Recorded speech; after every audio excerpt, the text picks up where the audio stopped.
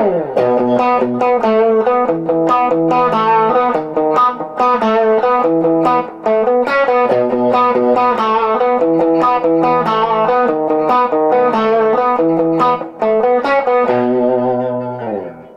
this lesson, I'm going to show you the Feast song called Rise and Sing, and that intro lick. How to play it as well is there's a high lick. So I'm going to show you how to play both of those in this lesson. We'll start with the first lick. You'll take your pointer finger and go to the 7th fret on your low E string. And what you're going to do is get your ring finger in place to play an octave. So if you know your power chord, your octave is the higher note of it.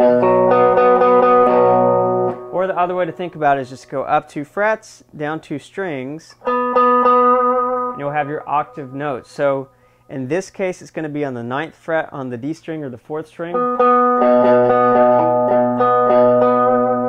So the first part of the lick starts with your bass note, hitting it twice. You're going to hit your octave with your ring finger. You're going to rotate, alternate back to the bass note, and then back to the high octave. So all together. Try it again. Now from here, you're going to stay on this string, and on the 4th string, your pointer finger is going to come down to the 7th fret, and then you're going to come back to that octave. So all together so far. The end on the octave. Now, once you have that part down, the next parts get a little bit easier because they're based off the same thing. You just have a different bass note. So instead of using that low E string, you're going to drop down to the 5th string and do pretty much the same thing. So you alternate the same way. So everything's the same there. Now we take this bass note and slide it back 1 fret to the 6th fret. Now when you do that, obviously you have a harder reach. So if you'd rather use your pinky finger, you can do that.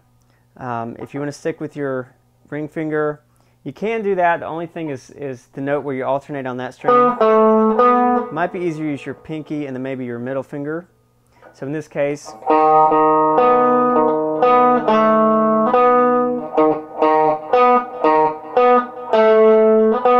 it's the same frets, it's just in the same positions, just different fingers for that one. So far we have this. And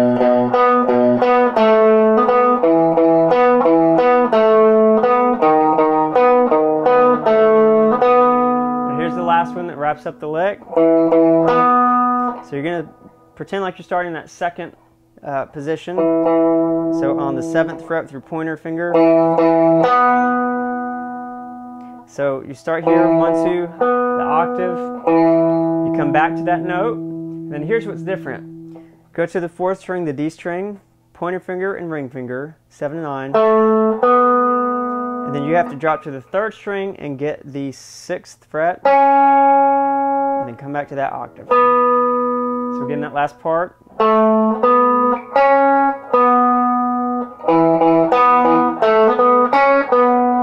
here's the whole thing all the way through.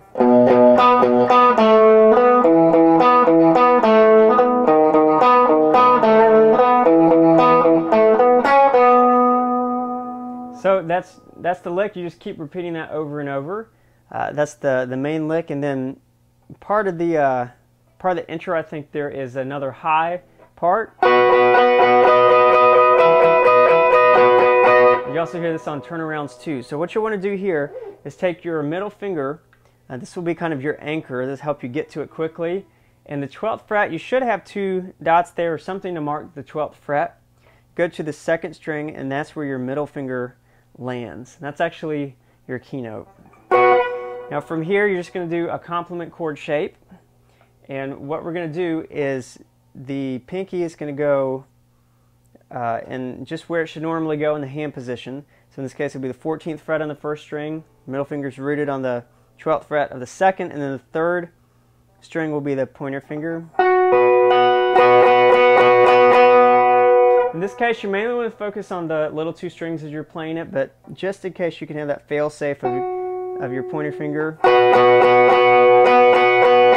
that's the first position with your pinky on. The second position, just take your pinky right off. 1, 2, 3, 4, 1, 2, 3, 4. And then from here, your ring finger is going to get the 12th fret on the first string.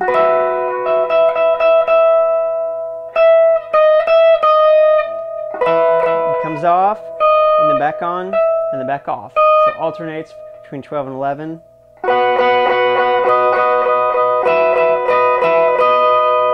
And then your last little bit of that part is focusing on the middle finger and the third string. So the second string and the third string.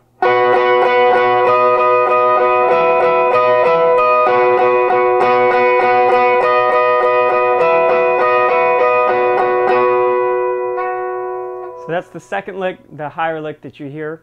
Most of the song, as far as electric guitar, after you do that lick, is mainly just some power chords, so it's not that difficult. You'll just need to follow along with the chord progression and doing power chords. So those are the licks for Rise and Sing.